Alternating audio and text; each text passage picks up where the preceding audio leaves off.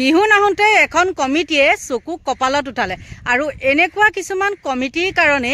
উঠি অহা কিছুমান গায়ক গায়িকা ধ্বংসৰ মুখলৈ গুচি গৈছে আৰু তাৰে উদাহৰণ হ'ল জুবিন গাৰ্গ আৰু জুবিন গাৰ্গক মূল ধ্বংস কৰা মানুহ হ'ল তেওঁৰ লগত লগোৱা লিখছ যিখিনি আৰু যোনে কয় যে আমি জুবিন দাক ভাল পাওঁ আচলতে তেওঁলোকে জুবিনক ভাল নাপায় তেওঁলোকে ভাবে জুবিন কেনেকৈ সোনকালে শেষ হয় তেওঁলোকৰ ধাৰণা সেইটো আৰু যদি তেওঁলোকে ভাবিলে হয় যে জুবিন গাৰ্গ জীয়াই থাকক তেতিয়াহলে তেওঁলোকে সুপৰামৰ্শ দিলে হয় স্বাগতম জনাইছো সকলোকে মোৰ ভিডিঅ'টোৰ মাজলৈ আসলতে এছামে জুবিনক লৈ পেলাই লবি কৰে আৰু প্ৰথম এবাৰ লবি কোনে কৈছে জানেনে খানাপাৰাত শ্যামকানু মহন্ত বাহিনীয়ে আৰু জুবিনে কালি কৈছে কি এটা নিউজত বোলে মই কালি এটা নতুন ৰূপত আহিছে আপোনালোকে নিজে দেখিছে যদি তেওঁ কালি অহা ৰূপটোত থাকে সকলোৱে আদৰি ল'ব নহয় জানো কিন্তু সিদিনাখন তেওঁ যিটো অৱস্থা আহিয়ে গেটত যেনেকৈ গুৰ মাৰিছেহি আৰু তেওঁ ৰখিবই পৰা নাই আপোনালোকে সকলোৱে দেখিছে নহয়নে কিন্তু তেওঁ কালি পটককে ফাকি কথাটো কৈ দিছে কি বোলে তেওঁ মানে খং উঠিছে তেওঁ হেনো অহা সময়ত বোলে গেটখন বন্ধ কৰি থৈছে বাৰু যি কি নহওক সেইটো বাদ দিয়ক শ্যামকানু বাহিনীয়ে সেইটো এটা লবি কৰিলে আৰু তাতে তেওঁ মানে সেইখন আৰু কি ভেকু ভাওনা কৰিলে নাজানো আৰু নাটকখন তাৰ পিছত আহি গ'ল নিউজ এটা দিছে কি হেৰি বেলতলা বিহু কমিটি সেই বেলতলা বিহু কমিটিখনক মই ক'বলৈ গৈছোঁ তেওঁ ভূপেন হাজৰিকাৰ বঁটা দিছে বাৰু ঠিক আছে মানিছোঁ জুবিনক ভূপেন হাজৰিকা বঁটা দিছে একদম সুন্দৰকৈ বাৰু সেইটো মানি লৈছোঁ মই নালাগে বাৰু বেলেগেও মানি লৈছে আৰু তাৰ পিছত কি হয় নহয় সেইটো বেলেগ কথা কিন্তু আজিৰ পৰা 4-5 বছৰৰ আগত আলফাসকলে যেতিয়া সকিয়নি দিছিলে যে বিহু অনুষ্ঠানসমূহত বিহু গীতেহে গাব লাগিব আৰু তেনেকৈ চলি আহি আছিল কিন্তু এবাৰ হঠাৎ আকৌ এইখন কমিটি এই বেলতলা বিহু কমিটিয়ে কি কৰিছে কৈছে যে মানে অকল জুবিনে বোলে বিহু গীত গাব পাৰিব এইটো আকৌ কেনেকুৱা কথা তোমালোক বিহু কমিটি মানুহ নহয় জানো আৰু তোমালোকে সকলো গায়ক গায়িকাকে একেভাৱে চাব লাগিব এজনৰ কাৰণে কোলা এজনৰ কাৰণে বগা তেনেকৈ চালে জানো হ'ব নে তোমালোকে জুবিনৰ লগত কিবা ফিটিং হৈ পেলাই এইটো আলোচনা কৰিছা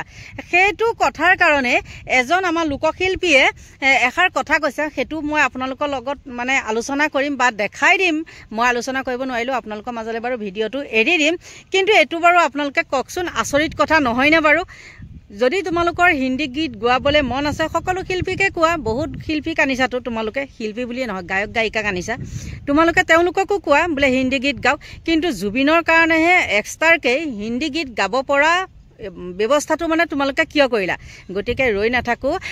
আপোনালোকৰ মাজলৈ মই দেখাই দিছোঁ প্ৰথমতে দেখাওঁ আমাৰ লোকশিল্পী সেই দাদাজনে কি ক'লে সেইটো চাওক তাৰপিছত চাওক বেলতলা বিহু কমিটিখনৰ কথা অসমৰ বিশিষ্ট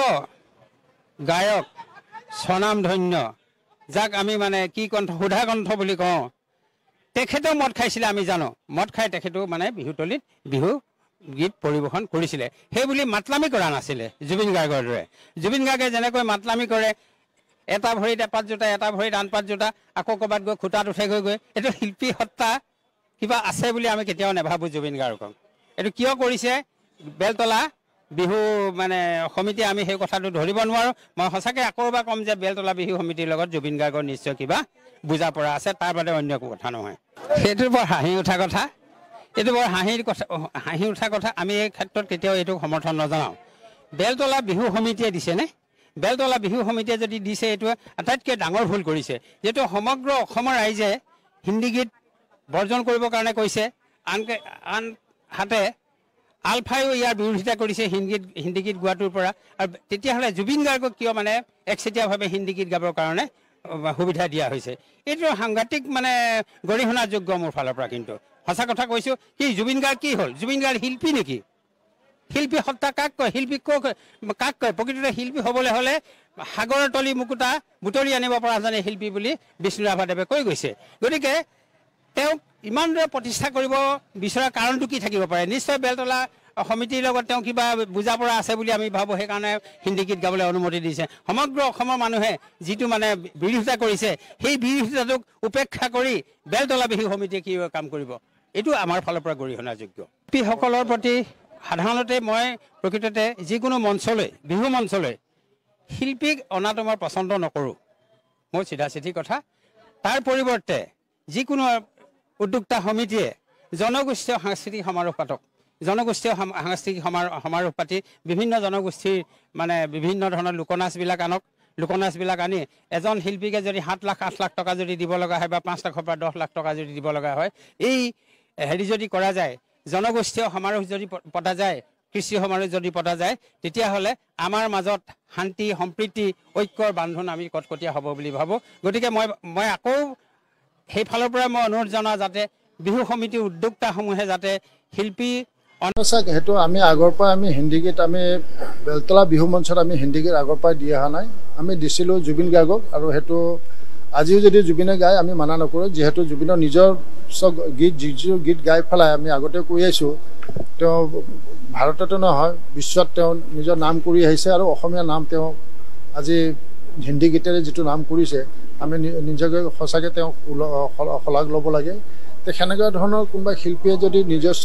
গীত গায়, বলিউডৰ গীত গাই পেলাই যদি অসমৰ নাম বাহিৰত যদি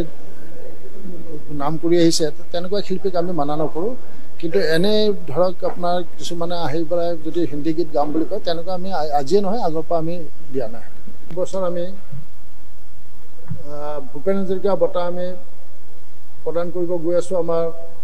হাৰ্টৰক, আমাৰ হিয়াৰ আমঠু জুবিন গাৰ্গক। আৰু জুবিন গাৰ্গক যিদিনাখন আমি বঁটা প্ৰদান কৰিম, সেইদিনা এটা আমি বিশেষ ধৰণৰ আমি কিছুমান পদক্ষেপ লৈছোঁ, যিটো আমি আজিতে আপোনালোকৰ ওচৰত নজনাওঁ, কিছুমান অলপ ছাছপেন্স ৰাখি থৈ দিওঁ, যাতে আপোনালোকেও সেইদিনাখন ৰাইজক দেখাবলৈ পাই সুখী হ'ব। লগতে ভূপেন হাজৰিকা এৱাৰ্ড প্ৰদান কৰা দিনাখন আমাৰ তাত উপস্থিত থাকিব, তেওঁলোকে গীতো প্ৰদৰ্শন কৰিব। আমাৰ পুৰণি শিল্পীসকল যেনে জেপি দাস, দিলীপ দাস, জয়ন্ত নাথ, ডক্টৰ অনিমা চৌধুৰী, মালবিকা বৰা, নমিতা ভট্টাচাৰ্যী, শান্তা উজীৰ বাইদেউ, অঞ্জু দেৱী, কুইন দাস, সন্ধ্যা মেনন উপস্থিতিত আমি ভূপেন হাজৰিকা বঁটা প্ৰদান কৰিম। বিগত বৰ্ষবোৰত পাৰ্বিন চুলতানা, দীপালী বৰঠাকুৰ, ৰত্ন ওজা, সুদৰ্শিনা শৰ্মা, লক্ষ্যহীৰা দাস, পাপন, ৰবীন্দ্ৰনাথ টেণ্ডন, জৰ্জ বেবকাৰ আদিসকলে লাভ কৰা এই বঁটা 2025 বৰ্ষত দিয়া হ'ব আমাৰ জুবিন গাৰ্গক। এই বঁটাত 2 লাখ টকা, লগতে আপোনাৰ মানপত্ৰ, স্মাৰক আৰু এখন আলোৱান থাকিব। 26 এপ্ৰিলৰ সন্ধিয়াৰ বিশেষ আকৰ্ষণ হ'ব জুবিন গাৰ্গৰ সংগীতানুষ্ঠান। বেলতলা বহাগী উৎসৱৰ উপৰি ৰাইজৰ উপভোগ কৰিব পৰা সুভাষ নাথৰ নাগৰা নাম থাকিব। ৰূপালী কাশ্যপৰ সংগীতৰ অনুষ্ঠানকে আদি কৰি আন বহুতো মন পৰীক্ষা অনুষ্ঠান সিদিনাখন থাকিব। দিনৰ ভাগত আয়োজন কৰা হ'ব বিভিন্ন খেল ধেমালিৰ প্ৰতিযোগিতা। প্ৰতি বছৰৰ দৰে এইবেলিও বিহুৱা আলোচনীয়ে উন্মোচন কৰা হ'ব। উন্মোচক হ'ব শ্ৰীযুত দুলাল ৰয়। সঁচাকৈ সেইটো আমি আগৰ পৰা আমি হিন্দী গীত আমি বেলতলা বিহু মঞ্চত আমি হিন্দী গীত আগৰ পৰাই দি অহা নাই। আমি দিছিলোঁ জুবিন গাৰ্গক, আৰু সেইটো আজিও যদি জুবিনে গায় আমি মানা নকৰোঁ, যিহেতু জুবিনৰ নিজৰ গীত যিটো গীত গাই পেলাই আমি আগতে কৈ আহিছোঁ, তেওঁ ভাৰততে নহয় বিশ্বত তেওঁ নিজৰ নাম কৰি আহিছে, আৰু অসমীয়া নাম তেওঁ আজি হিন্দী গীতেৰে যিটো নাম কৰিছে, আমি নিজকে সঁচাকৈ তেওঁক শলাগ ল'ব লাগে। সেনেকুৱা ধৰণৰ কোনোবা শিল্পীয়ে যদি নিজস্ব গীত গায়, বলিউডৰ গীত গাই পেলাই যদি অসমৰ নাম বাহিৰত যদি নাম কৰি আহিছে, তেনেকুৱা শিল্পীক আমি মানা নকৰোঁ। কিন্তু এনে ধৰক আপোনাৰ কিছুমানে আহি পেলাই যদি হিন্দী গীত গাম বুলি কয়, তেনেকুৱা আমি আজিয়ে নহয় আগৰ পৰা আমি দিয়া নাই। বছৰ আমি ভূপেন হাজৰিকা বঁটা আমি প্ৰদান কৰিব গৈ আছোঁ আমাৰ হাৰ্টৰক, আমাৰ হিয়াৰ আমঠু জুবিন গাৰ্গক। আৰু জুবিন গাৰ্গক যিদিনাখন আমি বঁটা প্ৰদান কৰিম, সেইদিনা এটা আমি বিশেষ ধৰণৰ আমি কিছুমান পদক্ষেপ লৈছোঁ, যিটো আমি আজিতে আপোনালোকৰ ওচৰত নজনাওঁ, কিছুমান অলপ ছাছপেন্স ৰাখি থৈ দিওঁ, যাতে আপোনালোকেও সেইদিনাখন ৰাইজক দেখাবলৈ পাই সুখী হ'ব। লগতে ভূপেন হাজৰিকা এৱাৰ্ড প্ৰদান কৰা দিনাখন আমাৰ তাত উপস্থিত থাকিব, তেওঁলোকে গীতো প্ৰদৰ্শন কৰিব। আমাৰ পুৰণি শিল্পীসকল যেনে জেপি দাস, দিলীপ দাস, জয়ন্ত নাথ, ডক্টৰ অনিমা চৌধুৰী, মালবিকা বৰা,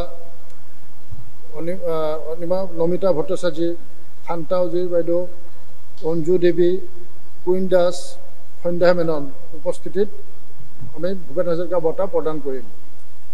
বিগত বৰ্ষবোৰত পাৰ্বিন চুলতানা, দীপালী বৰঠাকুৰ, ৰত্ন ওজা, সুদৰ্শিনা শৰ্মা, লক্ষ্যহীৰা দাস, পাপন, ৰবীন্দ্ৰনাথ টেণ্ডন, জৰ্জ বেবকাৰ আদিসকলে লাভ কৰা এই বঁটা 2025 বৰ্ষত দিয়া হ'ব আমাৰ জুবিন গাৰ্গক।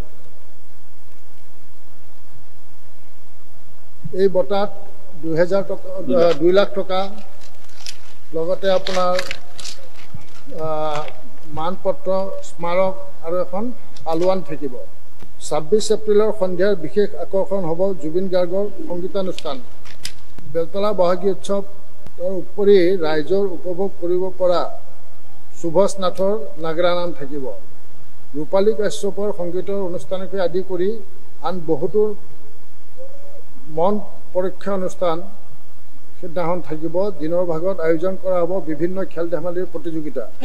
প্ৰতি বছৰৰ দৰে এইবেলিও বিহুৱা আলোচনীয়ে উন্মোচক হ'ব